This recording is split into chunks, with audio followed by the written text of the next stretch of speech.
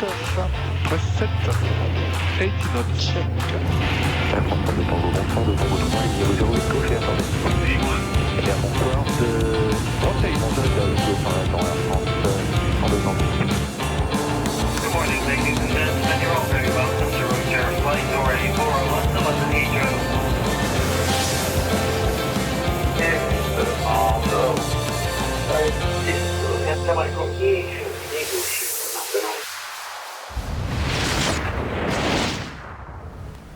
Bonsoir à toutes et à tous, bienvenue les amis dans la zone aéro en ce mercredi soir. On a 3 petites minutes de retard, mais c'est pas grave, on est fidèles au rendez-vous. Bienvenue à toutes et tous qui nous rejoignent aussi sur le chat, ça fait plaisir. Bonsoir Jean Cavalère et dans la place Fingergold qui est avec nous, 04, Vince MMP qui est là. Bonsoir mon petit Vince, j'espère que vous allez bien. Vous avez passé une bonne semaine. J'ai vu Mister Simu également qui est connecté, Nicotine70, Nico qui est en ligne avec nous pour l'interview de tout à l'heure. Donc voilà, les gens sont là, sont fidèles au rendez-vous et ça fait plaisir. Le temps pour moi de vous annoncer, comme d'habitude, vous pouvez, je vous rappelle que vous pouvez soutenir la chaîne, c'est très simple. 2 possibilités, soit vous cliquez, c'est par là, à gauche en dessous, vous avez un petit icône, un petit bouton d'abonnement. Vous pouvez ainsi soutenir la chaîne. C'est simple, hein, ça coûte 3 €, je crois, quelque chose comme ça. Et nous, ça nous permet de mettre en place tout ce que vous voyez ici, les équipements, les sujets à venir. Bref, ça nous aide beaucoup. Bonsoir à Pierre KDI31 qui vient de nous rejoindre. Salut Pierre. Ça va très bien, macaronnage hier. Eh ben écoute, parfait, ça sent la fête ça mon petit Vince. Et salut Nicotine aussi qui nous a rejoint sur le chat. Donc vous pouvez nous soutenir en cliquant en dessous, faire un petit abonnement, 3 € pour le mois, ou bien il y a une solution, c'est de vous transformer en Robin des Bois. Pourquoi je dis ça? Parce que tout simplement, si vous avez un compte Amazon Prime, vous pouvez gratuitement convertir votre abonnement Prime pour un mois auprès de la zone aéro. Comment faire? Eh bien c'est super simple, il vous suffit de cliquer ici, je vous mets le lien sur le chat, c'est en train d'apparaître sur le côté ou en dessous là. Vous cliquez sur le lien et gratuitement, c'est gratuit, voilà, sauf que ça ne se renouvelle pas automatiquement, il faut le refaire à chaque mois. Mais avec ça, en fait, hop, vous chopez votre petit abonnement Prime dans les poches de monsieur Jeff Bezos d'Amazon et en fait, vous nous le donnez à nous et nous, ça nous aide. Et puis lui, de toute façon, il en a suffisamment, donc ça devrait lui suffire. Voilà, donc transformez-vous en Robin des Bois, prenez des subs, abonnez-vous, nous ça nous aide et ça nous encourage à continuer à vous proposer des contenus de qualité, on l'espère. Voilà, autre possibilité, c'est les systèmes de donation, les systèmes de bits ou de cheers, comme on appelle ça sur Twitch. Vous avez ça en bas à droite de votre écran, donc c'est par en dessous, là, par là-bas. Il y a un petit diamant et en fait vous pouvez acheter des bits et les donner, et si d'ailleurs vous les donnez, vous pouvez apparaître ici là, en dessous, dans le bas de l'écran, il y a votre nom qui va apparaître là. Pour l'instant personne n'a essayé, mais si vous faites, normalement ça doit marcher. Voilà ce que je pouvais dire. Merci aux derniers followers de la chaîne, il y en a eu un certain nombre cette semaine. Et puis voilà, et puis merci aux gens qui sont aussi abonnés. Écoutez les amis, Nico, donc Aviateur s'excuse, il est au Cinoche, il va voir Top Gun. Ah bah oui, c'est temps, sachant que la semaine prochaine, et c'est là où toute la transition apparaît, la semaine prochaine, c'est le 13 juillet, on a dit, débriefing Top Gun Maverick. On va vous inviter toutes et tous à venir nous rejoindre, on enverra les liens via Teams probablement, et on fera une viso géante où on prendra les avis de tout le monde. Il y aura des gens de tous les horizons et on prendra justement les avis, on demandera si vous avez aimé, si vous n'avez pas aimé, ce que vous avez préféré. Voilà, on parlera, on débriefera ce film Top Gun et Nico sera ici. Il sera là pour l'émission, il ne sera pas caché derrière son écran, on te voit, Nico, on te voit. Bien, écoutez, on a fait le tour à peu près de ça. Non, il me reste le programme du mois d'août à vous annoncer, puisque ça y est, le programme du mois d'août est bouclé. On a mis un petit peu de temps à le boucler, mais ça y est, c'est fait. Alors, ce soir, on a dit on reçoit une association spécialisée dans le e-sport au niveau de l'aviation. Blue Jag, ça se passera en deuxième partie d'émission, donc tout à l'heure. On va découvrir un petit peu ce milieu-là et ce que ça veut dire, et sachant que le e-sport c'est quelque chose qui est vraiment en expansion et pas seulement dans l'aviation, hein, même en règle générale. Twitch d'ailleurs vient directement de ça au départ. Donc on va en parler. Et puis la semaine prochaine, on l'a dit, débriefing Top Gun Maverick. J'essaierai d'envoyer les liens via le Discord. Donc encore une fois, rejoignez notre forum Discord ici avec le lien qui apparaît sur le chat en ce moment pour récupérer le lien et pour pouvoir vous connecter en temps et en heure. On partagera aussi ce lien là juste avant l'émission pour qu'on puisse se réunir avant et qu'on démarre l'émission comme il faut. La semaine d'après, nous retrouverons, si tout va bien, alors je crois que nous retrouverons Nico qui va nous faire une émission historique.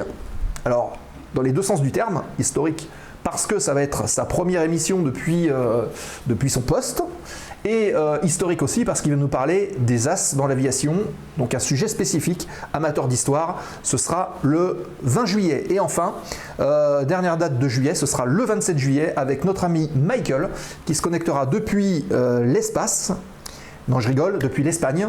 Et notre ami Michael nous fera logiquement un sujet sur un projet qui a été lancé il y a quelques temps, qui s'appelle Coach a Pilot, qui est en fait une sorte de coaching spécifique aux gens qui passent des examens aéronautiques, principalement l'ATPL théorique, donc le pilote de ligne théorique. Et le projet que Michael nous présentera, c'est un petit peu ça, de voir comment est-ce que ça s'articule et comment est-ce qu'il arrive au quotidien en fait à gérer des stagiaires et à leur apporter un soutien si jamais ils rencontrent des problèmes. Voilà, donc ça, il vous en parlera mieux que moi. Et c'est le programme du mois de juillet, les amis. Et on verra avec Nico la semaine prochaine si Nico sera prêt pour démarrer la partie que vous attendez tous, on le sait. Comment est-ce qu'on fait des maquettes d'avions comme ça? Eh bien, il vous dira tout dans la partie, la zone aéro maquette. C'est en cours de lancement et connaissant Nico, il va faire les choses bien. Voilà. Eh bien écoutez, on a fait le tour. Je vous propose de poser tout de suite le plan de vol de l'émission et on découvre ensemble le sommaire. Si ça vous va, c'est bon? Eh bien c'est parti, plan de vol.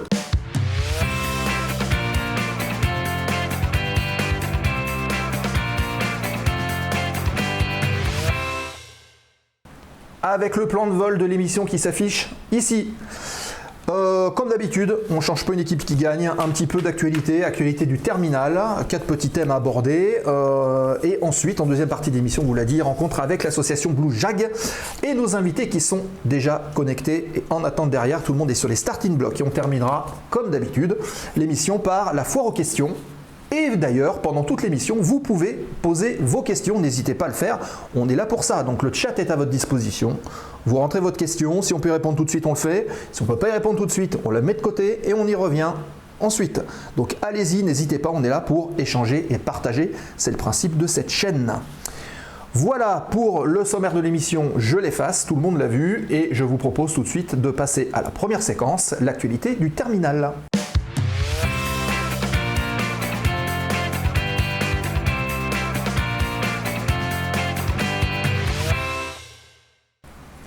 La séquence actualité du terminal qui débute maintenant. Alors hop, voilà, on va retourner comme ça parce qu'elle n'était pas cadrée. On était avec Agnès la semaine dernière et j'avais pas changé le cadrage. Voilà, c'est fait, on fait ça en temps réel. Allez, 4 petites news ce soir à propos de l'actualité du terminal. Et la première, c'est la Chine qui explose les commandes chez Airbus. Airbus qui a déjà quasiment 7 ans d'attente sur la construction d'avions. Eh bien, il s'en rajoute encore puisque ce ne sont pas moins que 292 Airbus qui ont été commandés par la Chine très récemment. Il y a 4 compagnies chinoises qui d'ailleurs en ont commandé un certain nombre d'exemplaires. On a Air China qui en a commandé une centaine. On a China Eastern qu'on connaît...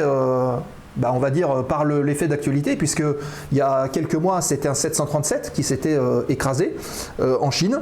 C'est cette compagnie-là, China Eastern, qui en a commandé 96, China Southern 64, et on termine par Shenzhen Airlines qui en a commandé 32. Ça fait beaucoup de travail pour Airbus. 292 Airbus A320, on va dire la série A320 Neo.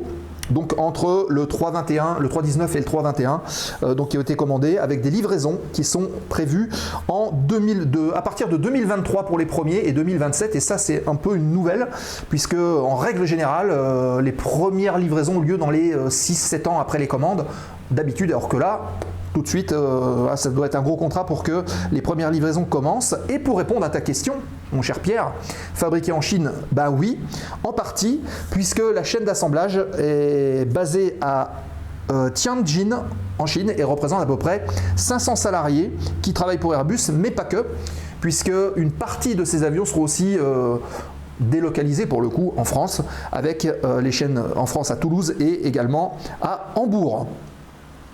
Au niveau de la cadence de production de ces avions, à l'heure actuelle, on est à peu près sur 36 avions produits par mois, ce qui est plutôt pas mal.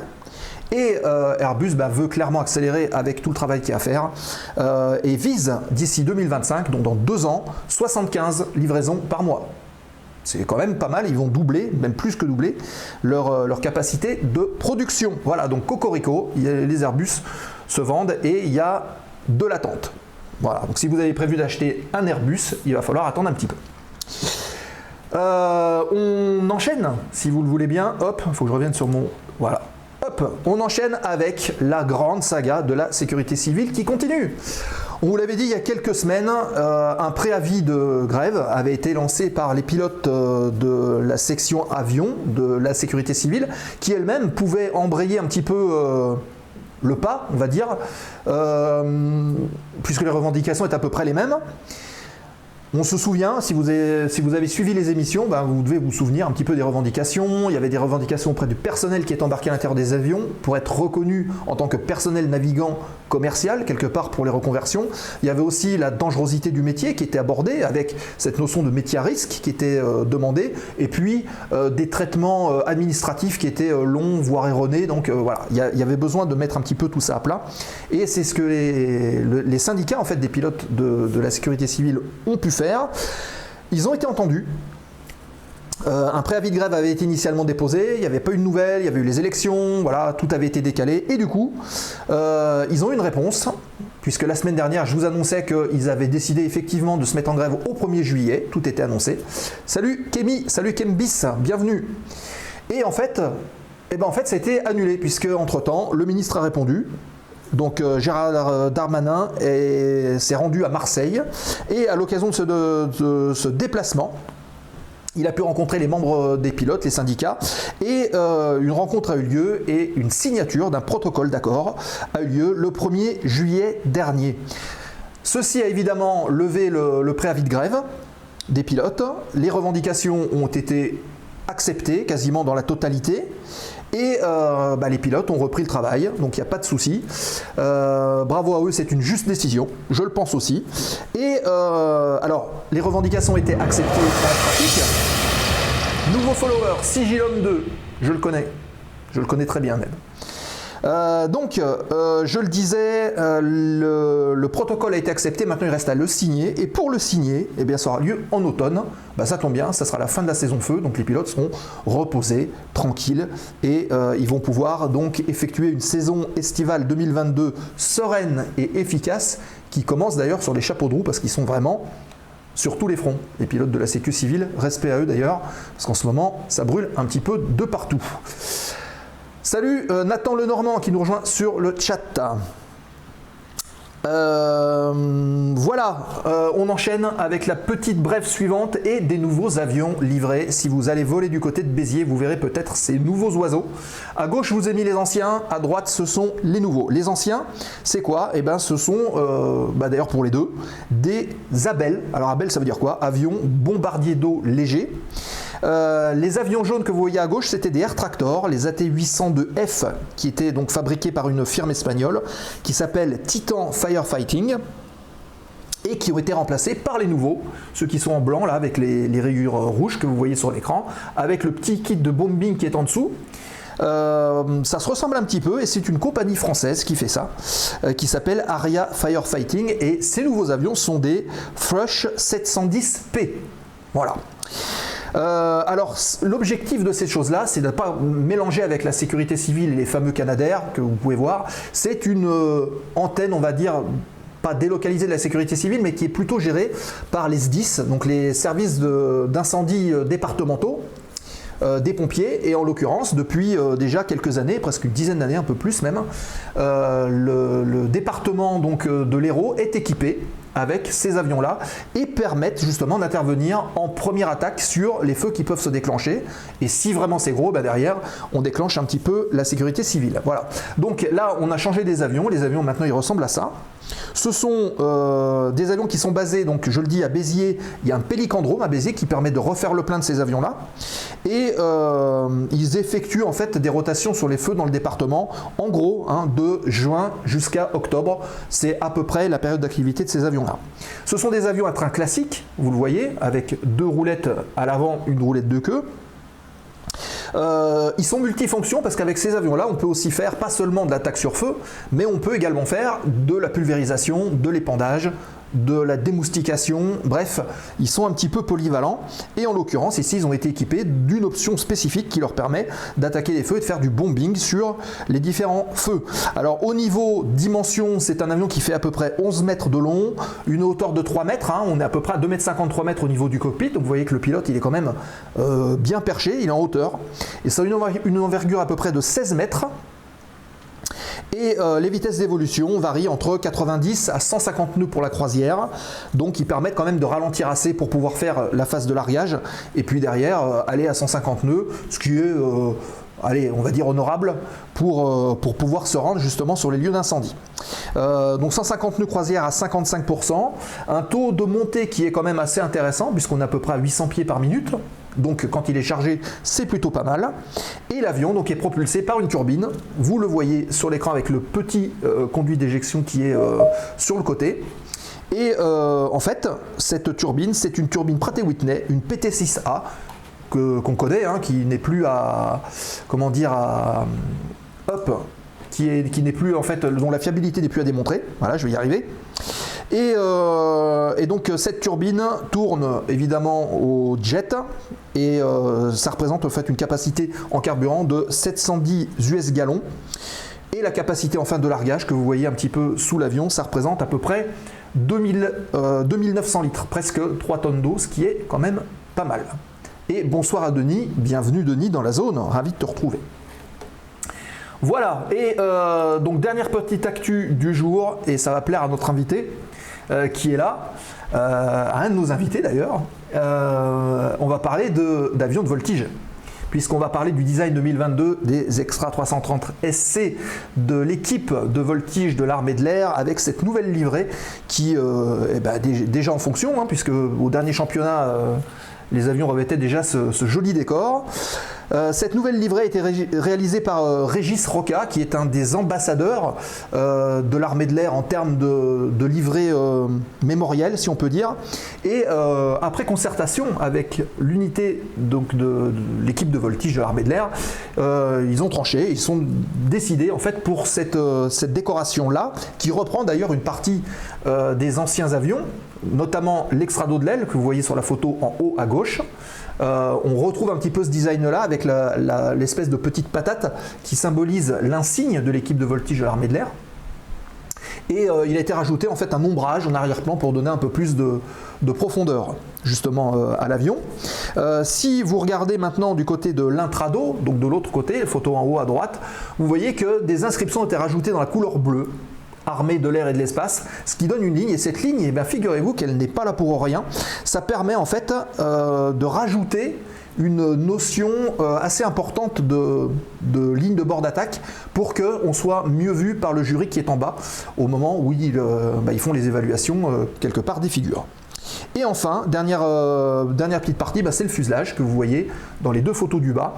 Il a été rajouté en fait l'insigne avec le drapeau bleu blanc rouge sur la dérive, donc à l'arrière, et vous voyez un damier qui représente l'esprit de compétition, des compétitions de voltige en règle générale, auxquelles participe l'équipe de voltige de l'armée de l'air et de l'espace, et le code couleur pour le coup lui est identique, le rouge, le blanc, le bleu, voilà, rien n'a changé à ce niveau là. Donc si vous allez sur les différents meetings, vous pourrez admirer cette nouvelle livrée des Extra 330 SC de l'équipe de voltige de l'armée de l'air. Voilà les amis, c'est tout pour la rubrique actualité du terminal pour ce soir. Si vous avez des questions ou des réactions, n'hésitez pas à les poster dans le chat. On va réagir dessus sans aucun problème. Et je vous propose tout de suite de rentrer dans le vif du sujet et de rencontrer nos invités de ce soir qui nous font le plaisir de participer à l'émission. Toute l'équipe de l'association Blue Jag qui va venir nous présenter un petit peu ce qu'ils font et leur activité. C'est la séquence embarquement avec.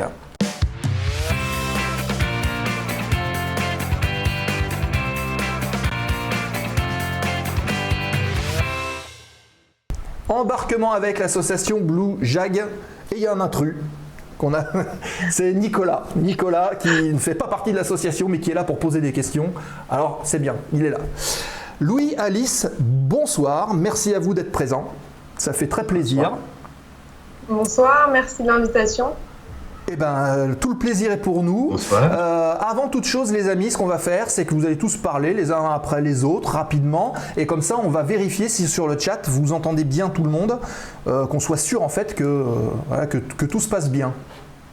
Voilà. Donc, Alice, bonsoir. Merci de nous avoir rejoints. Je crois qu'on t'a déjà entendu. Oui, effectivement, voilà. Bonsoir. Parfait. Louis, bonsoir à toi. Oui. Bonsoir à tous. J'espère que vous m'entendez. Du coup. Parfait. Et Nicolas? Bonsoir, je m'appelle voilà. Nicolas. Nicolas, on entend. Donc normalement, on entend tout le monde. Tout doit être OK. Parfait. Alors, déjà, la première petite question qu'on a envie de demander. Ouais, Fingergold qui dit de mon côté, tout est OK, donc on vous entend. C'est parfait, c'est super. Eh bien, les amis, j'ai envie de vous demander, est-ce que l'un de vous peut nous présenter un petit peu l'association Blue Jag dans un premier temps et nous dire d'où vient cette idée? Louis, j'y vais. Eh bien, comme vous voulez. Je vous laisse vous arranger. Okay. Donc, l'association Blue Jag est née l'été dernier, en août. Et l'idée, c'est qu'on était 4 copains à la base. On avait envie de parler d'aéronautique, mais d'en parler aux jeunes. Et donc, suite à ça, on en a discuté avec d'autres amis. C'est là que Louis est arrivé avec Tao. Et puis, donc, le noyau dur s'est un peu agrandi. Et on s'est dit que pour démocratiser l'aéronautique et l'ouvrir aux jeunes, il fallait qu'on aille sur leur terrain. Et leur terrain, c'est quoi? C'est l'e-sport aujourd'hui. Voilà. D'accord. C'est très bref. Mais... Ah oui, non, mais c'est très bref et très clair. Ok. Et d'où vient le nom Blue Jag? Alors, Blue Jag, c'est blue pour la couleur du ciel, et Jag, c'était l'initiale en fait des 4 personnes qui ont créé l'association. Donc Judicaël, Antoine, Alice et Grégory. D'accord. Ok, très bien.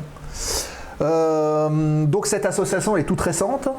On a parlé du e-sport. Donc comment vous allez articuler votre activité associative? Louis, je pense que c'est un peu plus ta partie si tu veux y aller. Ouais, ben en fait, voilà, bon, le Blue Jag a une mission, créer des connexions entre le virtuel et le réel.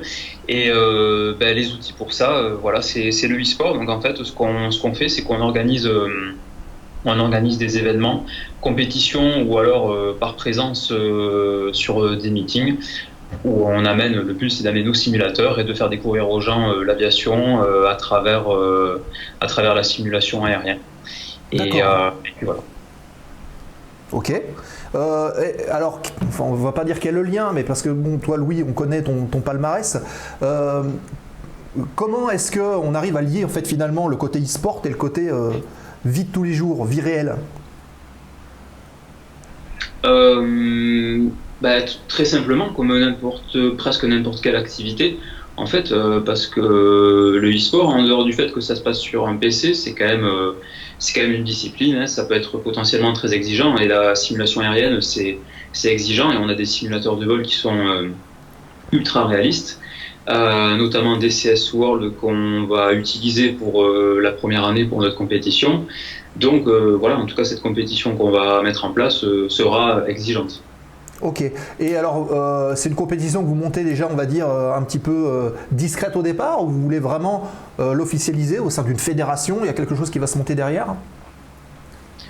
Non, tu pourras compléter Alice, mais non, pour l'instant, enfin, elle n'est pas officialisée auprès d'une fédération. Après, le but c'est qu'à terme, ça le devient, hein, en tout cas on l'espère, hein, que ça grossisse. Mais voilà, pour l'instant, on essaie d'organiser de notre côté quelque chose de cohérent, sportivement parlant, qui plaira à la fois aux gens qui n'ont jamais touché à un simulateur ou un avion de leur vie, ou qui ont touché à un avion de leur vie mais jamais un simulateur et vice-versa, peu importe, et aussi qui pèse à la communauté des simmers, hein, qui est déjà existante et qui fait déjà de belles choses.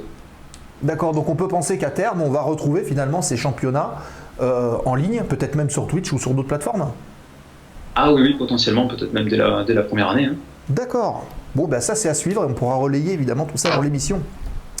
Comment est-ce que ça se passe du coup? Vous faites des présélections, vous recueillez des participants, vous les évaluez, comment ça se passe? C'est ça, en fait, on va dire dans le meilleur des mondes, hein, on va potentiellement avoir beaucoup d'inscrits. Donc il va y avoir une phase de qualification qui se jouera en ligne, donc sur des serveurs. Chacun depuis chez soi, avec son simulateur, son PC, son joystick, va voler l'émission de combat ou les courses. Ces résultats seront enregistrés, il y aura tout un système d'enregistrement automatique, etc. Pour que ce soit pas n'importe quoi, hein, clairement. Et puis, dès que cette phase de qualification est terminée, on retiendra un certain nombre de finalistes qui, eux, viendront disputer les finales. Ces finales qui se passeront, on appelle en LAN, hein, donc c'est quand, on va dire, tous les joueurs sont ensemble au même endroit. Et le but, en fait, c'est comme c'est l'essence de l'objectif de l'association, l'objectif premier, le but c'est de faire ces finales dans un lieu ou un événement aéronautique, par exemple un meeting aérien. D'accord. Ouais, donc de profiter en fait de l'attrait global du meeting pour démocratiser finalement l'activité. Exactement, et pour terminer aussi, pour que les simmers, pour que les compétiteurs, qui peut-être certains n'ont pas d'expérience aéronautique réelle, mais qui sont passionnés par l'aviation, parce que pour faire la simulation de vol, il faut être passionné par l'aviation, ce sera pour eux une sacrée occasion d'être implanté dans un meeting, et puis de rencontrer des personnes surtout, des personnes issues du meeting. Bien sûr. Oui, Nico. Nico a une question. Ouais, qu'est-ce qu'il y a comme activité en fait simulée? J'ai entendu combat, j'ai entendu course. C'est les deux disciplines pour l'instant qu'on retient pour la première année. On peut pas faire beaucoup plus parce qu'on n'est pas très nombreux, c'est le début. On est en train de lancer doucement. On préfère se concentrer sur deux choses et pas trop se disperser et avoir quelque chose à la fin qui est bien. Hein. Et après, à terme, il y aura potentiellement d'autres disciplines. D'accord. Et les courses, c'est une période particulière ou le combat c'est une période particulière de l'histoire ou qui est reconstituée ou c'est du combat moderne? Ce sera du combat moderne, ça peut être du combat Seconde Guerre mondiale et peut-être même Première Guerre mondiale. Il y a des simulateurs de Première Guerre mondiale qui existent. Là pour cette année, on est sur du combat aérien moderne avec le Mirage 2000. D'accord. Donc ça veut dire que les chasseurs de l'armée de l'air qui ont piloté ou qui pilotent encore les Mirage 2000 vont être avantagés, les loulous. Potentiellement, ou peut-être pas, parce que s'ils n'ont jamais fait de simulateur ou de DCS World, le simulateur, ça demande quand même un certain temps d'adaptation. Hein. C'est souvent quand on demande à un pilote réel de venir essayer le même avion mais dans un simulateur, en fait, les sensations sont pas forcément les mêmes. C'est pas que le simulateur manque forcément de réalisme, c'est juste que les repères peuvent être très différents. D'accord. Il n'y a pas que la Azerty dans les 2000, quoi. Ouais, voilà. Exactement. D'accord. Donc du coup, les amis, les petits jeunes là, ils pourront mettre une fessée aux vrais chasseurs s'il y en a qui se présentent. Ça peut être intéressant ça. Peut-être, mais attention, je pense qu'un vrai chasseur qui prend la main sur le simu. On a l'exemple avec d'ailleurs un ancien pilote de l'aéronaval, AT, qui fait des vidéos sur YouTube. Et des fois, il fait des rencontres comme ça avec d'autres joueurs de DCS. Il faut reconnaître qu'il leur met un peu la fessée. Ouais. Oui, c'est vrai qu'il y a des techniques et les techniques, elles ne s'inventent pas, ça c'est sûr. Ah, je l'ai vu perdre une fois. Ah bon? Voilà, preuve que c'est pas impossible de gagner. Mais bon. On va mettre le lien sur le chat.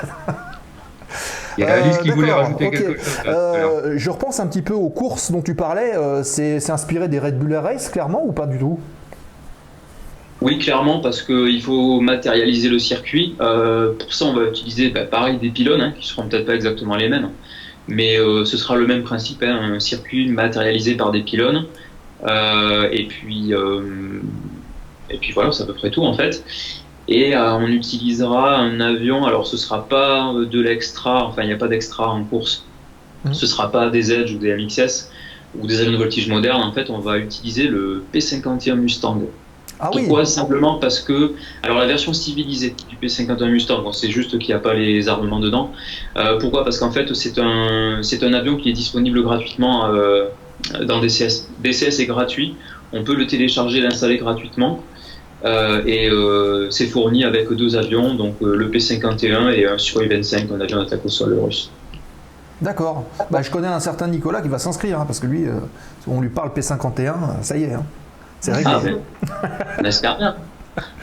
D'accord. Tu m'as envoyé un petit lien, à la limite, je propose que peut-être on le passe maintenant et qu'on voit un petit peu à quoi ressemble justement DCS World sur une course, on va dire officielle sur DCS World, si vous le voulez bien. Avec plaisir. Allons-y. Hop, et je lance ceci tout de suite. Let's go.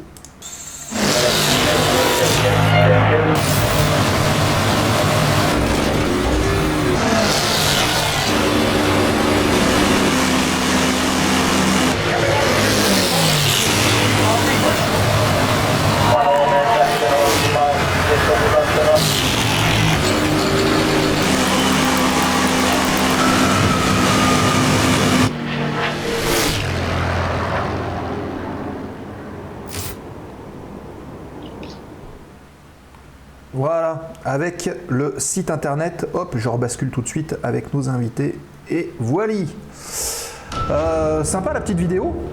Vous avez fait ça, c'est fait maison? C'est fait maison par quelqu'un qui sait faire qui est fort en montage vidéo. Ouais, ça se Il y a voit. une chaîne YouTube, hein, on a vu son nom un court instant. De toute façon, les vidéos, on peut les retrouver sur notre site internet. Et voilà, bon, pour la petite histoire, donc Anton Nicolas, c'est aussi moniteur SIMU à l'armée de l'air. D'accord. Il faisait sa formation à Salon, je crois. Ok. Est-ce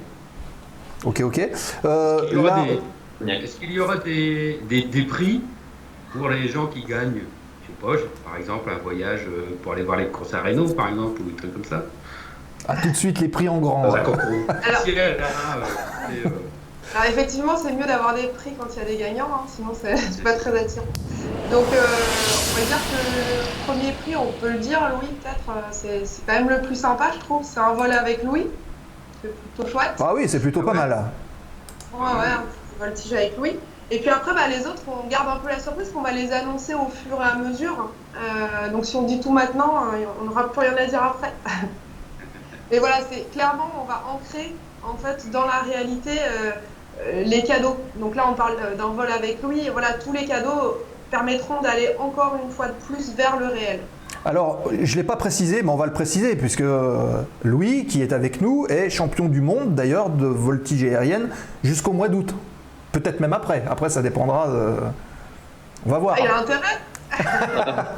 Ça dépend si j'ai bien volé, ça dépend si un Flo Odon ou un Popov sera malade ou pas, parce que ça fait concurrence aussi, hein, du côté de l'armée de l'air. Donc ouais, il y a beaucoup de très très bons pilotes en France, même aussi à l'étranger, faut pas oublier. Donc c'est pas gagné d'avance, ça c'est sûr. Mais il n'y aura pas les Russes. De quoi? Il n'y aura pas les Russes, je crois, cette année. Eh non, bon, inutile d'expliquer pourquoi, Oui. mais dans à peu près tous les sports, ouais, ils ont été exclus, donc voilà. Mais Il y aura sachant pas les qu'ils Russes. avaient un bon niveau quand même. Ils avaient un bon niveau, ça avait un peu régressé, ils ont perdu un peu de moyens en fait, en gros, ces dernières années, de moyens financiers, donc voilà, derrière, le renouvellement est beaucoup moins rapide en tout cas que chez nous en France. Donc on avait Mikhail Mamistov qui est un multiple champion du monde d'Europe, de voilà, tout ce qu'on veut, qui est toujours là et qui reste un candidat très sérieux. Et après, voilà, il y a quelques petits jeunes qui montent au côté russe, hein, mais ça met un petit peu de temps à venir, mais du tout qu'on va les voir prochainement, hein, Ouais. espérant que cette histoire se termine pas trop mal, hein, mais voilà. Ça va faire un joli plateau en tout cas. D'ailleurs, ça me fait penser une question. Est-ce que la voltige pourrait être quelque chose d'envisageable dans un futur proche dans votre univers e-sport? Eh bien, on aimerait bien, mais c'est compliqué. Pour Ouais. des tas de raisons, en fait. parce que pour faire une compétition de voltige, il faut juger un avion. Il faut donc avoir un regard très précis. Et ça, sur un simu à travers un écran, c'est compliqué. On a moins la perception de l'orientation de l'avion par rapport au sol, on voit moins bien, en gros. Cela dit, il n'est pas exclu pas forcément de faire des compétitions de voltige arrestique comme on fait en vrai, mais de faire plus des compétitions style freestyle avec de la voltige qui est un petit peu plus, comment dire, le freestyle, c'est vraiment plus le côté artistique qui joue plutôt que des critères de notation très très précis et un style de vol très très précis. Donc on peut imaginer ça, ou alors par exemple du DCS, c'est un simulateur de combat aérien moderne donc avec des avions de chasse. On peut pourquoi pas imaginer une compétition de démonstration de solo display avec des avions de chasse. Ah oui, d'accord. Ah oui, ça serait marrant. Ça serait marrant. Est-ce que vous avez moyen de contrôler les machines des participants qui font le combat, par exemple? Et si je m'y connais bien en informatique, par exemple, j'arrive avec Goldorak et puis voilà quoi. Non, c'est pas possible. Chacun a le même avion et c'est vraiment le pilote seul entre guillemets dans son avion, dans son cockpit virtuel avec ses manettes de gaz, son joystick et tout, qui contrôle l'avion et il n'y a pas moyen d'intervenir dessus. À la limite, ça commence à se faire les doubles commandes, c'est possible. On peut déjà jouer petit clin d'œil à Top Gun. Il y a le F-14 dans DCS. Et il peut se jouer à deux, exactement comme en vrai, avec le pilote à l'avant et à l'arrière, l'opérateur à l'avant. D'accord. Ok. Et j'en profite pour faire un coucou à Amine qui vient de follow la chaîne, qui dit qu'il faudrait faire du sport Minecraft. On n'est pas tellement dans le domaine, mais voilà. Et Céline qui nous a rejoint aussi. Voilà, bienvenue. Petite question de Nathan qui pose une question intéressante. Est-ce qu'une collaboration avec des influenceurs, entre guillemets, autres que AT par exemple, ne permettrait-elle pas d'avoir une visibilité supérieure encore? Est-ce que c'est prévu? C'est prévu, on va peut-être pas trop en dévoiler, mais justement, si cette personne justement connaît déjà quelques, entre guillemets, influenceurs ou youtubeurs qui existent déjà sur DCS, oui, potentiellement, on va voir quelque chose bientôt. D'accord. Ok. Et d'ailleurs, petite parenthèse, ce qu'on veut, c'est voilà, comme je disais, il y a une communauté qui est déjà bien existante depuis très longtemps dans le monde de la simulation aérienne. Et on veut aussi s'appuyer sur cette communauté pour soit avoir de l'aide, soit avoir des avis, des consultations, et aussi voilà, pour des youtubeurs qui ont du succès, pour avoir une visibilité et présenter notre événement, notre compétition auprès de cette communauté. D'accord. On parlait justement de démocratisation, de partenariat. Vous avez déjà des partenaires, puisqu'on le voit d'ailleurs en fin de vidéo. Qui sont ces partenaires? Comment vous les démarchez? Comment vous présentez ça? Alors on a déjà effectivement des beaux partenaires, clairement. L'armée de l'air et de l'espace, on n'en est pas peu fiers. Mais également l'ONAC VG, donc l'Office national des combattants et des victimes de guerre. Alors, on pourrait se demander, mais pourquoi? Finalement, eux, ils vont apporter en fait toute l'expertise historique et la transmettre de façon ludique. Donc, ils sont en train de réfléchir à des jeux digitaux pour les intégrer en fait à l'e-sport. Que ça permette de sortir en fait de la compétition grandie au niveau aussi culturel. Donc c'est pas rien ce qu'ils apportent, c'est énorme. Donc là on n'a pas encore le contenu exact puisqu'ils sont en train de travailler dessus. On a souvent contact avec eux et vraiment ils font un travail formidable. Mais également effectivement le salon du Bourget. Qui croient en notre projet, donc quand on est venu les rencontrer tout de suite, on a eu un très bon accueil. Évidemment, on a eu beaucoup de questions, beaucoup de rendez-vous avant qu'ils acceptent, mais en tout cas, voilà, on a été bien reçus. Ensuite, Louis, je ne sais pas si tu veux continuer ou si je continue, tu me dis. Aviso International, donc, qui est une entreprise de gestion d'affaires dans l'aéronautique à l'international, donc c'est intéressant aussi, ils sont venus à nous d'eux-mêmes. Enfin voilà, finalement, on n'a pas eu beaucoup à les bousculer hein, pour que ça marche entre nous, pour que ça colle. L'idée plaît. L'équipe plaît quand on a quelqu'un comme Louis ou comme Tao ou Judy. C'est vrai que c'est des gens qui sont déjà dans l'aéronautique depuis longtemps et qui sont crédibles et qui sont appréciés. Voilà. Alors on rappelle que Tao, c'est un des anciens présentateurs du Rafale Solo Display. C'est ça, RSD 3, si je dis pas de bêtises. Ouais. D'accord. C'est le prédécesseur de Marty. Exactement. Petite question qui tombe sur le chat. Hein. On aime bien poser des questions. Est-ce qu'il faut des grosses machines pour participer? Non. Vas-y Louis. Un Mustang P51 quand même. Ça va restreindre les budgets là. Hein. Ah, on t'entend pas Louis, on te voit parler mais on t'entend pas. J'avais coupé. Voilà. Je disais oui, il faut. Alors oui et non en fait. Il faut potentiellement une assez grosse machine, oui. Après, je dirais, j'ai pas envie de dire de bêtises, mais à partir de 500 €, 600 €, on peut commencer à trouver quelque chose qui fera tourner le jeu.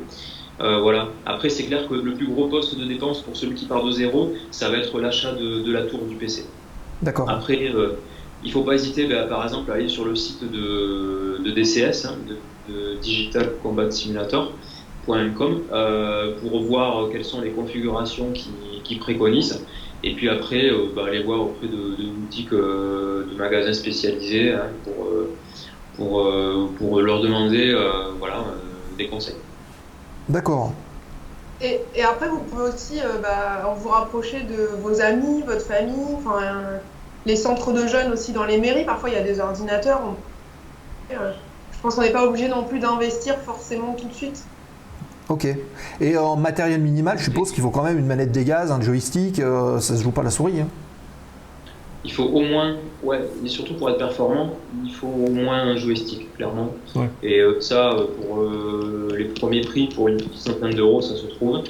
Donc voilà, ça typiquement, c'est pas le plus gros poste de dépense, mais après pour jouer dans les meilleures conditions, évidemment, et puis surtout, si on a envie de pratiquer la simulation, j'ai envie de dire correctement, pas forcément, mais au plus proche possible de la réalité, c'est bien de s'équiper de ce qu'il y a, on va dire, réellement dans un avion, c'est-à-dire un joystick, une manette des gaz et un palonnier. Ouais. D'accord. Ok. Bon. Est-ce qu'il y a des clubs de simulateurs comme ça où les gens peuvent se rapprocher pour essayer au moins, comme il y a des aéroclubs pour les vrais avions quoi. Comme des... Alors peut-être, oui, Alice, tu penses à quelque chose, Alice, par rapport à dans les lycées, tout ça? Oui, il y en a plusieurs qui existent. Hein. Il y a des entreprises qui ont été créées où on peut prendre des forfaits pour découvrir les simulateurs. Il y en a plein un peu partout. Par exemple, Aviasim a un maillage national. Par contre, eux, ils ne sont pas sur DCS. Nous, on est en partenariat avec Jet Fighter Experience, qui, eux, sont sur DCS. Mais ils se déplacent sur des événements, mais ils n'ont pas un lieu où on va comme dans une boutique ou comme dans une boutique de jeux. Voilà, ils n'ont pas ça. D'accord. Mais ça se trouve, faut regarder. Et je pensais justement à tout l'aspect réalité virtuelle, parce qu'on voit ça de plus en plus. C'est conseillé ou on peut faire sans, ou c'est quand même vraiment un gros plus d'avoir les fameuses lunettes qui permettent vraiment d'être immergé dans l'avion? Alors c'est un gros plus, un très gros plus pour l'immersion, ça on va pas se mentir. Après, est-ce que c'est vital, est-ce que c'est utile? Non, on peut jouer sans.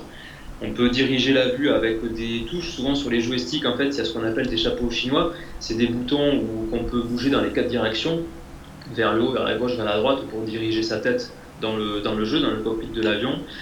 Après, il y a un système aussi qui est, on va dire, en entre-deux, ce que moi perso j'utilise d'ailleurs depuis que je fais de la simulation depuis près de 20 ans, c'est le Tracklier, où en fait c'est une caméra qui va capter les mouvements de la tête, en sachant que sur la tête, soit par une casquette ou autre chose, on porte des petites pastilles réfléchissantes, et la caméra capte les mouvements de la tête, et multiplie ses mouvements dans le jeu. C'est-à-dire que grosso modo, si on tourne la tête de 30 degrés dans la réalité, on va regarder derrière dans le sim. Ah oui, d'accord.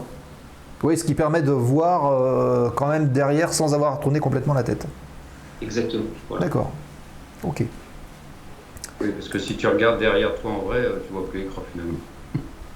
Oui, ça peut être problématique. Ok. J'ai déjà essayé, ça marche bien, c'est assez impressionnant, hein, ça marche bien, j'ai déjà essayé ça. Et, Le truc bien. mais bon, un japonais qui m'a descendu. Ah, c'est pas de bol. Les amis dans le chat, si vous avez des questions à poser à nos invités, n'hésitez pas à le faire, encore une fois. Voilà, comme Céline qui a posé la question. Au contraire, allez-y, posez vos questions. Je reviens sur le développement finalement de l'association. Est-ce que derrière, ne serait-il pas possible d'envisager une diffusion par exemple des championnats sur certaines chaînes télé ? Alors effectivement, je vous cache pas que c'est l'ambition. Hein. Ah. Si demain on a des chaînes qui nous appellent, on sera très contents. On fait les choses petit à petit. On veut pas être trop gourmand tout de suite parce que justement on a envie de construire quelque chose sur la durée. Et pour ça, il vaut mieux y aller étape par étape. Mais c'est vrai qu'effectivement, je pense qu'on en rêve tous dans l'assaut. D'accord. Et donc, vous avez un site internet, vous avez déjà des outils de communication qui sont mis en place ? Où est-ce qu'on peut vous trouver ? Effectivement, on a déjà un site internet qui évolue régulièrement puisqu'il est tout neuf, il a 1 mois et demi. Voilà, ah oui. C'est un jeune site, un très jeune site qui évolue donc quasiment toutes les semaines. Et on a également des réseaux sociaux. Donc pour le moment, on a juste une chaîne YouTube, une page Facebook et une page LinkedIn. Ouais. Mais au fur et à mesure, encore une fois, on fera les choses. Bon là, on est 4 à être à fond sur le projet, mais on a aussi un travail à côté. Donc c'est vrai que c'est pas évident. D'accord. Et le site internet, c'est quelle adresse du coup ? Comme ça, on va pouvoir le relayer sur le chat. Alors c'est www.bluejaag.fr. Voilà, on vient de le poster sur le chat. Donc vous cliquez dessus, vous allez visiter le site sans aucun problème. Donc JAG, on a dit, c'est les noms des créateurs. Est-ce que vous espérez fédérer encore des personnalités aéronautiques autour de votre projet ? Et qui, si vous avez des idées en tête ? Je vois des sourires, Ouais. donc à mon avis, il y a déjà des noms qui sont présélectionnés là. Il y a déjà des noms, effectivement. Bon, déjà, Louis et Tao nous ont rejoints et ça, c'était complètement inespéré. Je ne vous cache pas qu'on s'y attendait pas quand on leur a parlé du projet. C'était juste, ils vont peut-être nous donner un avis, peut-être qu'ils vont au moins nous écouter. Et puis finalement, maintenant, ils sont là.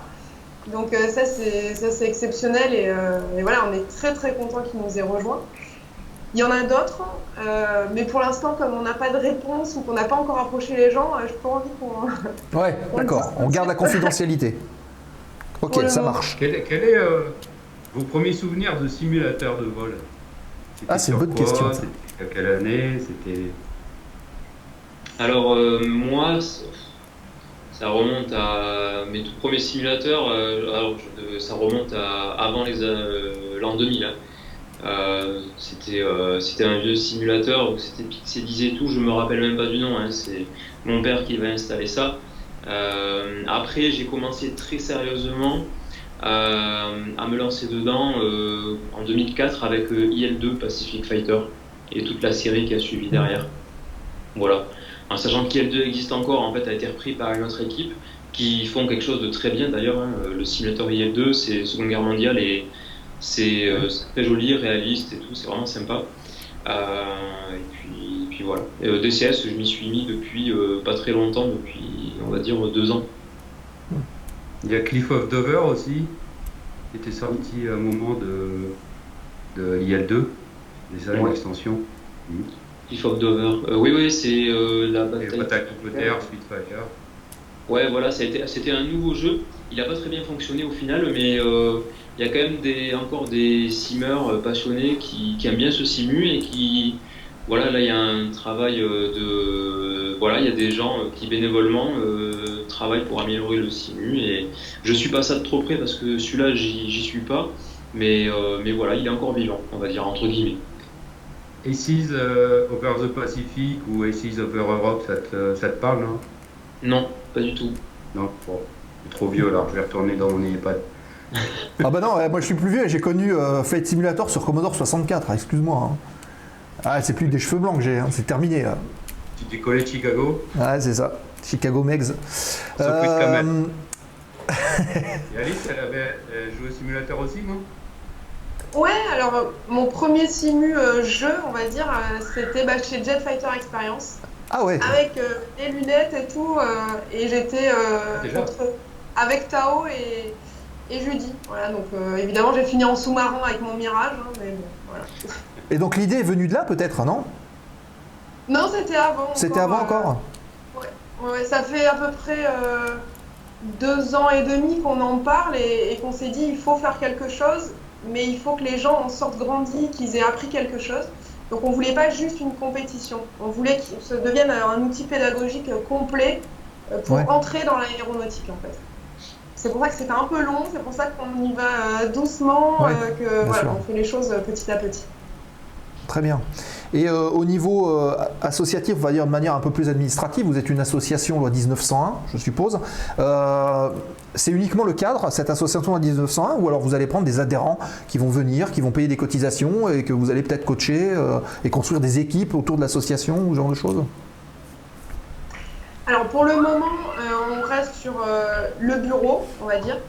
Et dès qu'on arrive à se structurer un peu mieux, qu'on arrive à dégager plus de temps, effectivement, on aimerait bien pouvoir accueillir des membres, pouvoir vraiment structurer la compétition, pourquoi pas par région, par pays, enfin voilà, faire quelque chose de plus en plus grand, hein, de plus en plus important. Et surtout, ce qui nous importe, c'est que la simulation de vol soit inscrite dans le schéma de l'e-sport. Parce qu'aujourd'hui, c'est une des seules disciplines qu'on ne trouve pas dans le schéma de l'e-sport au niveau international. Ah oui, donc c'est quelque chose de nouveau insufflé. Mais il y a tellement, et d'ailleurs on en a sur la chaîne très régulièrement. J'ai vu Pouletos tout à l'heure qui est passé, qui fait de la simulation sur Flight Simulator sur Twitch. On a Mister Simu, on a Asgard, on a tous ces gens-là qui proposent, bon c'est des avions de ligne, hein, mais qui proposent vraiment, il y a une communauté de la simulation autour de Twitch. Donc effectivement, ça peut être intéressant de voir si ces gens-là ne seraient pas à même de relayer un petit peu leurs entraînements, s'ils participent aux compétitions et ce genre de choses. Bien sûr. À démocratiser. Ok. Donc les prochains rendez-vous, si on doit vous retrouver, où est-ce qu'on peut vous voir? Où est-ce qu'on peut découvrir vos activités? À Toulouse. Parce que c'est ma ville. Toulouse, le meeting aérien de Franck Casal. Pour la petite histoire, Franck Casal, c'est la première base aérienne, hein, donc BA101. Elle a fermé certes, mais aujourd'hui c'est un aéroport. Et donc le meeting aérien des étoiles et des ailes a lieu sur cette plateforme. Donc pour nous c'était un passage un peu puisque finalement on est pionnier dans tout ce qui est e-sport simulation. Hein. Donc on s'est dit il faut passer par la ville des pionniers et alors là en plus sur la base, la première base aérienne. D'accord. Et ça va être quoi l'installation que vous allez mettre en place? Alors avec Jet Fighter Experience toujours, on va poser 4 cabines avec 2 unités virtuelles et voilà, on va pouvoir découvrir un peu, faire, je sais pas Louis si on en dit plus ou si on garde ça pour plus tard, voilà, découvrir un peu le monde de la compétition de simulation de vol. Oui, d'accord. voilà. Vous allez Possiblement une petite compétition ponctuelle sur le lieu, mais voilà, après. Et aussi le but de faire découvrir la simulation, ça attire les gens, hein, en tout cas, ça, c'est sûr. Vous allez être coach, tous les deux? Ah, ben je serai sur place, donc oui. Et parce que oui, de toute façon, les gens, il faut bien les aider un peu, tant sur la technique de vol, qui est, les simulateurs sont quand même très réalistes et très fidèles à la réalité à ce niveau-là, et aussi pour les guider, en fait, déjà rien qu'un pour faire une première en réalité virtuelle, c'est pas forcément facile, c'est très désorientant. Donc voilà, faut aider un petit peu les gens et aussi parce que faut trouver les bons boutons. Hein. Tirer un missile, on va dire, sur un Mirage 2000, ça se fait pas comme ça. Donc voilà, il faut accompagner les gens. Et voilà. D'accord. Il y a des gens qui... Alors, c'est une petite parenthèse. Quand on a des lunettes de réalité virtuelle, qu'on voit des choses qui bougent, nous-mêmes on ne bouge pas, est-ce qu'il y a des gens qui peuvent être, tu dis, désorientés, voire malades? Ça arrive? Oui. Oui? Oui, ça arrive. Alors, on a eu le cas à Saint-Dizier deux personnes qui se sont pas senties bien. Dans ce cas-là, on le sent arriver. Donc, les personnes d'elles-mêmes, en fait, vont relever les lunettes pour souffler un peu et sortir de ce mal-être. Ouais, alors on peut dire que c'est une sensation normale. Je pense que Louis, tu peux nous en parler parce que c'est assez proche quelque part des sensations qu'on peut avoir en voltige. Ouais, exactement. C'est souvent, on va dire, une sorte de conflit entre ce que deux sens perçoivent et voilà, c'est comme quand on fait une barrique dans un avion où on reste à 1 G et que ça veut dire que sur le dos, on a la même sensation que si on était assis sur la chaise là, alors que les yeux voient que la Terre est passée au-dessus de nous. Donc potentiellement, voilà, c'est une désorientation qui peut rendre assez rapidement malade. Ouais, donc, mais ça n'a aucun risque. Enfin, je veux dire, à part se sentir pas très bien, il n'y a pas d'incidence sur la santé, bien évidemment. Bien sûr, non, bien sûr.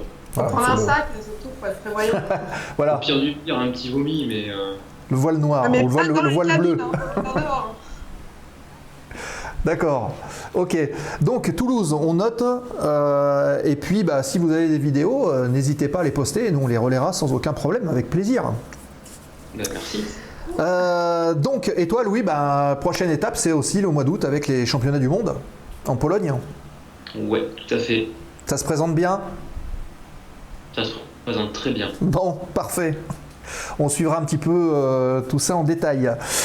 Il est. Regarder l'axe, parce que là en ce moment, si on dépasse la frontière. Ah oui, ouais. Ça va, on sera dans l'ouest de la Pologne, donc on a quand même une petite marge. Mais on fera attention. Bon, parfait. Écoutez, il est 19h28, 29 même UTC. Je vous propose de lancer la séquence foire aux questions, les amis. Si vous avez des questions à poser, n'hésitez pas à le faire sur le chat pendant 5 petites minutes, puis après on libérera nos invités. Donc la petite séquence remise de gaz.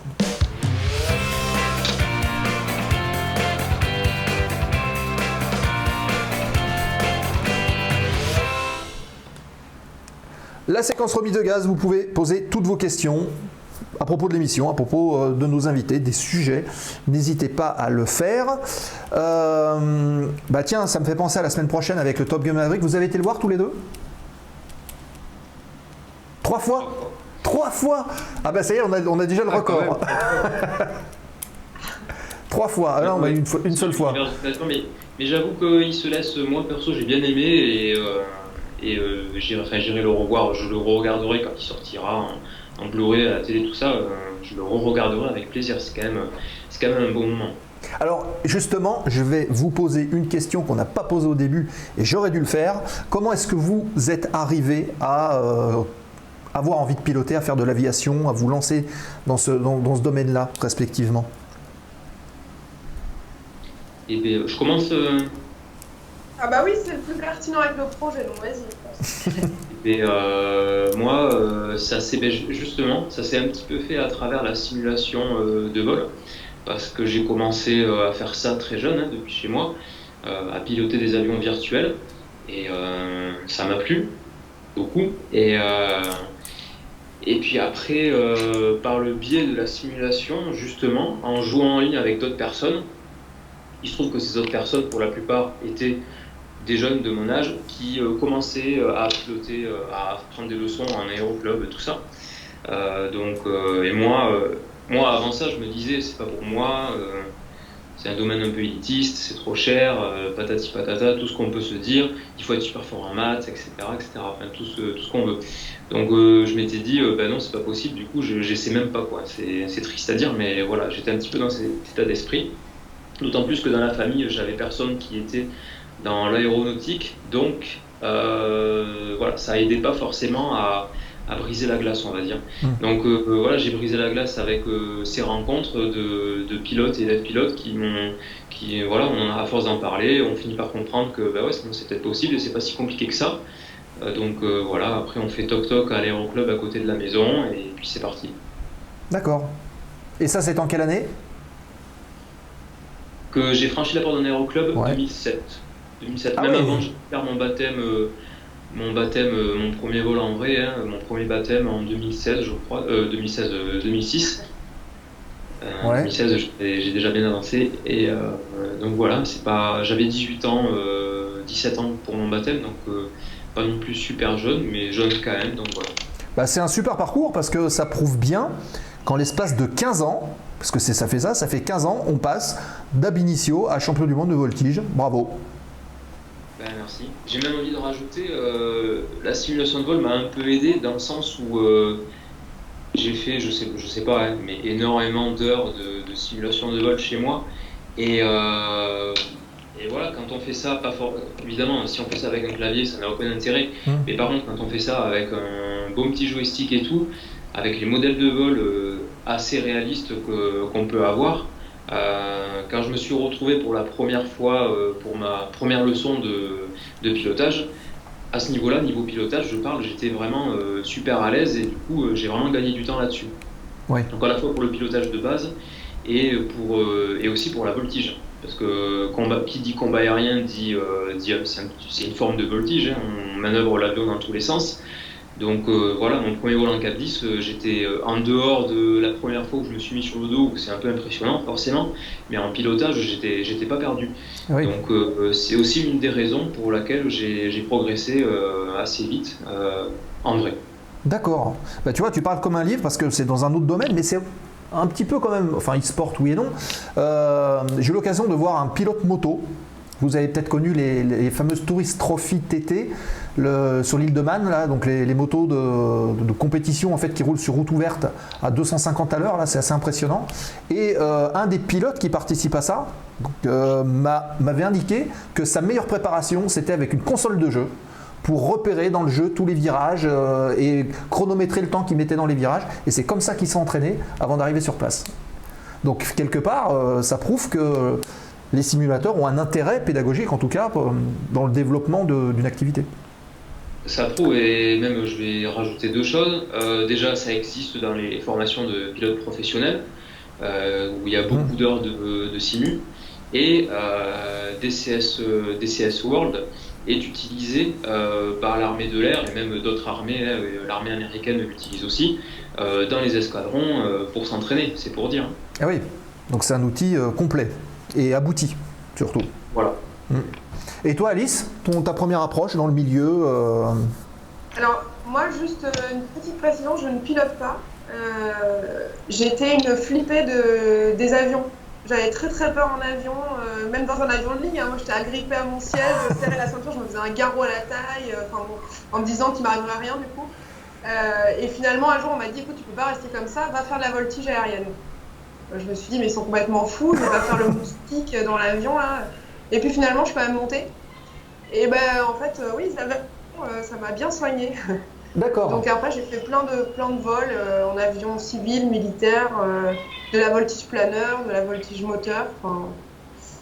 Et donc moi, je suis plus spectatrice que actrice, quoi. Voilà. Oui, mais à un moment donné, il va falloir quand même se rendre à l'évidence et il faudra passer un brevet. Il faudra peut-être un jour, mais faudrait que, je sais pas. Là, j'ai un peu un manque de confiance en moi pour le pilotage, clairement.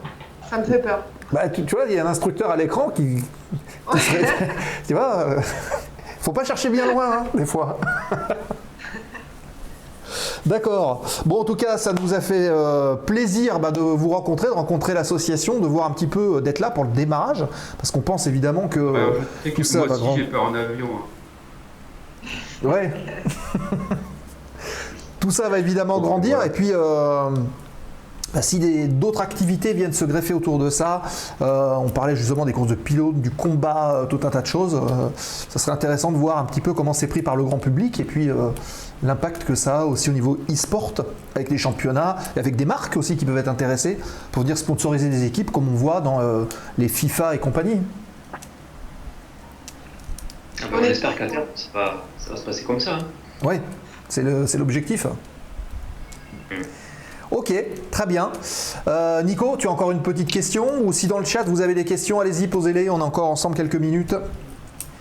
Non, non, ça va, plus de questions là, c'est très très intéressant là, surtout que moi oui, de la simulation, j'en ai fait depuis, le premier simulateur de vol, c'était sur Amstrad CPC 464, c'était des écrans monochromes, voilà, c'était encore, il y avait des téléphones avec des cadrans, tout ça, voilà. J'aime pas m'entendre parler. Et voilà. Non, non, et puis après, j'ai suivi toute l'évolution, c'est vrai que ça a beaucoup évolué, et puis je vois maintenant pas mal de vidéos là, où les images sont très très réalistes, j'ai vu des films d'approche en Tomcat sur les trains de porte-avions, avec tous les chiens jaunes, comme on dit là, qui font les signes, oui, ça me fait encore rêver, j'aimerais bien installer chez moi un simulateur de combat. Alors je me ferais peut-être plus un cockpit de Corsair ou de Mustang, quoi, mais ouais, si j'arrive à trouver un coin là, quelque part, je m'achète un écran, des proches, et puis voilà. J'ai un ami aux États-Unis qui est fan aussi, qui s'est fait un petit siège, pareil, avec un écran, et c'est chez lui que j'ai testé le track là, et qui est très fan aussi de simulateurs de combat, quoi. Donc on avait découvert ça ensemble. C'était Ace of the Pacific, etc., où on s'embêtait avec les Japonais, c'était assez amusant, quoi. On s'amusait bien, on a passé des bonnes soirées jusqu'à 2-3 heures du matin à combattre les Japonais, c'était une bonne époque, ouais. Ouais, c'est super prenant, hein, la simulation de vol, c'est... Ouais. Ouais, puis il y a plein de choses à faire, là, j'imaginais, sur la vidéo tout à l'heure, on voyait les courses de pylônes, c'est vrai que ça faisait penser à Renault. Après, on pourrait faire des courses, vous pourriez faire des courses aussi, des courses de ville en ville, comme il y avait au début de l'aviation, comme les courses de Cleveland aussi, qui y avait aux États-Unis à un moment. Il y a puis bien sûr du combat aérien, quoi, 14-18, Deuxième Guerre mondiale, avec différents théâtres d'opération, quoi. C'est intéressant, c'est assez ludique quand même. Il y a des tas de choses qui sont possibles, ça, c'est sûr. Et des tas de choses en projet, hein. On parlait de l'ONAC tout à l'heure, ils ont déjà soumis des idées très très précises, l'armée de l'air et de l'espace aussi. Ouais. Donc on a déjà des choses sur lesquelles on réfléchit là actuellement. La patrouille de France virtuelle après sous DCS World, ce genre de choses. Il existe déjà. Oui. Ouais. Ok, bon écoutez, merci à vous d'avoir participé, on va vous libérer puisque ça y est, il est 21h39 local. Le temps pour nous, encore une fois évidemment de vous remercier et de vous inciter toutes et tous à aller voir l'association BlueJag sur le site bluejag.fr dont le lien s'affiche sur l'écran. Il y a une petite question de Nathan qui demande est-ce qu'un rallye pourrait être un de vos projets grâce au dernier Flight Simulator? On parle de la discipline de rallye aérien, pas la... Je pense. Oui, ça fait partie des choses qu'on réfléchit, d'avoir une discipline en fait d'aviation légère. Alors la voltige compliquée à faire malheureusement comme j'ai dit, donc à voir pour une catégorie on va dire de navigation de précision, de pilotage de précision. Ah ouais. Voilà. Il y a même des choses qui sont possibles avec l'aviation en ligne. Voilà, pas forcément avec des épreuves qui vont durer 6 heures le temps de faire un Paris-New York, hein. Mais je veux dire, voilà, il y a des tas de possibilités. Vraiment, c'est... Gestion de crise, gestion de panne ou ce genre de choses? Ouais, gestion de panne, gestion de carburant, gestion de... par exemple, celui qui se pose avec... qui a consommé le moins de carburant. Ah oui, par exemple. ouais. Ça, voilà. Ouais. Bon, maintenant, c'est les opérations qui font ce boulot, donc c'est vrai qu'il va falloir s'en remettre en question. Ok, très bien. Bon, écoutez, merci à vous. Merci Denis, qui dit très intéressant l'émission. Donc, ravi que ça vous ait plu. Merci à vous d'avoir participé. Merci au chat aussi d'avoir été présent encore une fois. Petit rappel sur la zone aéro à venir. Pour l'instant, donc le programme est verrouillé. La semaine prochaine, peut-être que nous invitez ce soir, Louis Alice. Peut-être serez-vous présent, avec grand plaisir. En tout cas, si vous le souhaitez, la semaine prochaine pour le débrief Top Gun. Ça m'intéresse, hein. Moi je serai un peu occupé, hein. On sera en stage équipe de France justement pour préparer le championnat du monde, donc le soir on est souvent tous ensemble pour manger ou débriefer et tout ça, mais si je vois que j'ai le temps de venir, je vais essayer de venir. Ouais. Mais si on voit pas la bière à l'écran, ça passe, hein. Y a pas de souci. On voit pas bien, ça j'ai de sens. D'accord. Bon, en tout cas, voilà, l'invitation est lancée. N'hésitez pas et passez sur le Discord de l'émission, hein, vous aussi, et on vous enverra les liens parce que je pense qu'on les enverra là-dessus. Ça sera plus simple. Voilà, Céline qui nous dit génial pour le programme de la semaine prochaine. Eh ben c'est parfait. La semaine prochaine, débrief Toy Gun. Ensuite, ce sera Nicolas le 20 avec sa séquence historique. D'ailleurs, bah, Nico, tu peux nous en parler. Tu vas nous parler des as de l'aviation. Ah bah voilà. Il nous montre même le baron rouge. Voilà, Manfred. Donc oui, je vais faire un petit sujet sur les as de l'aviation de manière générale en fait. Donc ça a commencé avec la Première Guerre mondiale et puis après, il y avait des règles de confirmation de victoire aussi, j'expliquerai un peu ça. Et puis Deuxième Guerre mondiale, voilà, je parlerai aussi des as, Deuxième Guerre mondiale, et puis j'essaierai de trouver des informations sur les derniers as là, sur avions modernes. Les derniers, il me semblait que c'était le dernier sur avion moderne, c'est Maverick, hein, on va dire. Voilà. D'accord. Et ben voilà. Puis nous, on a le célèbre capitaine Cavalier, quoi. Alors là, Très bien. Avec Bebel, voilà aussi, une coutasse. Ah. Voilà, donc je ferai une petite information comme ça sur les as de l'aviation. Voilà, donc ça ce sera le 20 juillet et le 27 on retrouvera Michael en Espagne qui nous parlera donc de son projet Coach Pilot pour superviser des stagiaires qui sont en train de passer la TPL théorique et de voir comment est-ce qu'on s'adapte justement à ces difficultés et comment il a conçu un petit peu tout ce truc là qui est assez personnalisé. Il en parlera donc dans l'émission du 27. En août peut-être la trêve estivale, on va voir, peut-être qu'on va aller se faire bronzer, après tout il n'y a pas de raison. Et puis on reprendra les émissions peut-être au mois de septembre, sauf si on arrive peut-être à mettre des rediffs ou faire pourquoi pas un peu de facteur humain aussi, c'était un des motifs de la chaîne, pendant le mois d'août avec des débriefs, des visualisations, pourquoi pas de air crash, et on parlera un peu plus facteur humain si on peut. Voilà, merci à toutes et tous en tout cas d'avoir été présents. On va se quitter maintenant. On vous donne rendez-vous la semaine prochaine. D'ici là, rendez-vous sur le Discord. Merci Céline pour les applaudissements et les cartons. Et quant à nous, semaine prochaine, le débriefing Top Gun Maverick, ça se passe sur le Discord. Et voilà, venez donner vos avis, vos ressentis. On prendra les avis de tout le monde, quels que soient les horizons. Et voilà, ça sera sûrement très intéressant. Merci Alice, merci Louis, merci Nicolas. Passez une bonne soirée. Et rendez-vous au prochain épisode.